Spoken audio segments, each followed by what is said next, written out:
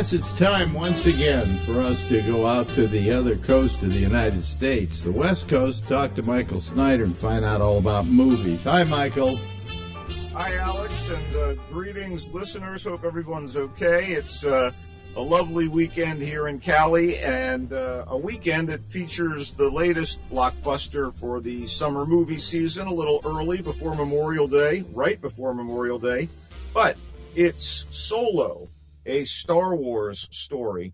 In case the branding was needed to jack up box office, it's a Star Wars story, and it's written by the father and son team of Lawrence Kasdan and John Kasdan, and directed by Ron Howard, good old Opie, good old Richie, in typical workmanlike fashion after the original directors Phil Lord and Christopher Miller were booted by the Disney Lucasfilm honchos, I guess due to, creative differences. And that's too bad, because the end result might have been more intriguing than this serviceable product. Oh, yes, it's product. And for sure, Solo is Disney and Lucasfilm at their most commercially expedient. When it comes to the Star Wars franchise, they're going to milk this Wookiee as long as they can, or as long as they can squeeze milk out of a Wookiee. Do Wookiees give milk? Anyway, never mind. With Rogue One, which I pretty much like, they did it. The inevitably dark prequel to the first Star Wars movie, actually the fourth chapter proper, A New Hope, but while still counting the revenues from The Last Jedi, which was chapter 8, they've gone back to the past for what amounts to an origin story for Harrison Ford's swashbuckling Han Solo character, his street kid past, his introduction to space piloting and living outside the law, as in thievery, his acquisition of the Millennium Falcon, his introduction to Chewbacca, the Wookiee who would become his best friend, partner in crime, co-pilot.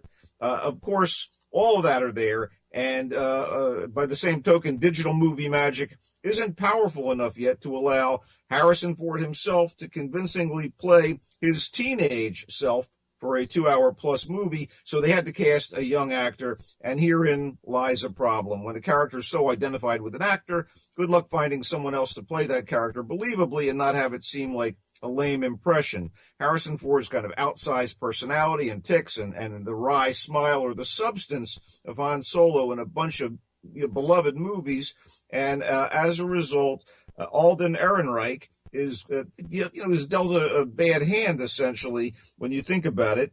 It's quite a task, and he occasionally pulls it off. Occasionally. It made me think of Michelle Williams in My Week with Marilyn. You never buy her as Marilyn Monroe. Harrison Ford is that emblematic.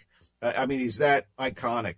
So my colleague Zachy likened this to Chris Pine's Captain Kirk in the reboot of Star Trek, a guy who had to evoke Shatner's Kirk without seeming like a ridiculous or heavy-handed impersonation. And, this kid does okay. Amelia Clarke is here as Han's love interest, another former street urchin who grows into a capable young woman. Woody Harrelson is pretty great as the hotshot thief who shows Han the ropes, and Paul Bettany plays a corrupt gangster in league with the Empire, and this is done in his usual style. But Donald Glover runs away with things pretty much, embodying the suave con man Lando Calrissian in his younger days while evoking the actor Billy D. Williams, who originally played the character. Is it fun?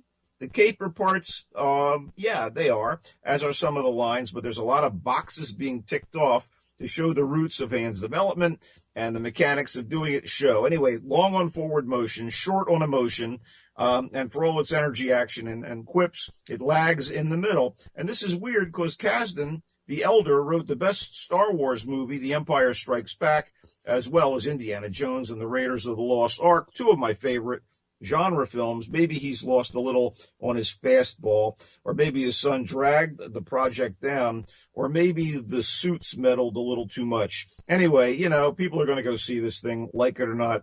Solo, a Star Wars story, is going to open big, if it didn't already open big with an early opening. But moving along to How to Talk to Girls at Parties, this was a little more intriguing, but failed in other ways. Charm and likability are assets in this movie, which is an uneven adaptation of a Neil Gaiman story of the same name, How to Talk to Girls at Parties, that's basically a coming-of-age tale set in the UK during the early days of punk, somehow crossed with an alien invasion rom-com like Earth Girls Are Easy. Only here it's Space Girls and Earth Guys. This also reminded me of the truly wonderful, musically vibrant Sing Street, which is a much better coming-of-age movie set in the 80s end of Britain's New Wave era. Anyway, here, N, played by Alex Sharp, is a budding punk rocker with a Xeroxed fanzine of his own. I mean, think young British John Cusack type. He and his two buddies, one lean and wild in like sneering Billy Idol bleached hair mode, and the other a chubby, affable guy, are looking for the after party after a basement punk rock show where a punky godmother, aging Queen Bee, played by Nicole Kidman, is trying to get her willfully obnoxious band signed to a record label. Anyway, the boys dream of being at the hip epicenter, and of course they want to hook up with some punk rock girls, but instead they find the Earth headquarters of a bunch of chic aliens in color-coordinated tight rubber or vinyl garb on a mission to evolve to their next level, which apparently requires each clan represented to do their own wacky performance art piece. That's what it seems like. Anyway, crashing this unlikely gathering, the boys try to fit in and then falls in, love at first sight with Zan, played by Elle Fanning. Yeah. Wow. Anyway, according to her fellow aliens and their traditions, it's a love that must not be, etc. By the way, among the actors playing wacky aliens, Matt Lucas and Ruth Wilson. I assume the lure of something adapting a Neil Gaiman property and directed by John Cameron Mitchell, the guy who did Hedwig and the Angry Inch, was enough to lure them and Kidman to the project. It has whimsy and heart. But it's also a little juvenile, silly, and scattered. Not funny enough or clever enough or deep enough to really work. It's not fully evolved, but it comes in peace, Earthlings. It means you no harm. If it sounds interesting to you, jump on it. You might enjoy it. It certainly has its pleasures, albeit slim. In Darkness is actually a Crackerjack film. It's a thriller written by Natalie Dormer, Game of Thrones Marjorie, who also stars in this thing, which is about a blind pianist. A blind pianist gets caught up in an Eastern European kind of intrigue over atrocities committed by a general who is now in London to earn money and win international favor, but he's also encountering mobs that are kind of protesting him and various things that he's purportedly done. In any case, this girl's living in an apartment building, and another woman who lives upstairs, a beautiful woman, kills herself, and she is the daughter of this Serbian businessman who's accused of being a war criminal.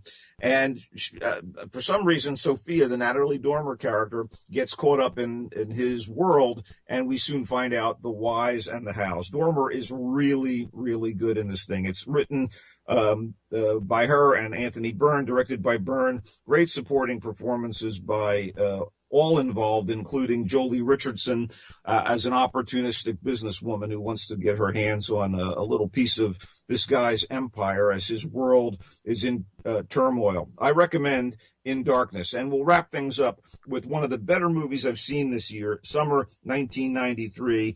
It's a Spanish film by writer-director Carla Simon, and it's autobiographical, and apparently at the age of 6 or thereabouts, she had to deal with her mother dying and then was caught up by her aunt, uncle, and younger cousin in the countryside. She lived in Barcelona. She has to move to a new town and deal with the loss of her mom. Her mom dies of something very significant when it comes to the 90s, and particularly when it comes to the drama of this story. And we see the girl trying to fit in. It's just a beautiful piece of work, and every actor delivers, particularly the kids who play Frida, the 6-year-old, and who plays her cousin. It's just a wonderful film, and I recommend you seek it out. What have you been watching, buddy? Well, I'm actually, things are winding up. This week, they're going to be running the final 2 episodes of James Cameron's The Story of Science Fiction, which is great, on AMC. And also, we are coming up on the last episode of Trust, which is the telling of the Paul Getty story about the kid getting his ear cut off, and it's much better than the movie. Wow. And Anything else? I've been watching Genius with Antonio Banderas as Picasso. So those are some really good shows to be watching. So. I'm Dying Up Here is back on Showtime, and it's mildly okay this year. Anthology about comedians in the 70s in Los Angeles. And that's about it. You can check me out on Twitter at Culture Blaster and on Facebook at Michael Snyder's Culture Blast page. And hopefully we'll be back next week with more film reviews and such. Okay, and we have more GABNet coming right up. Stay where you are.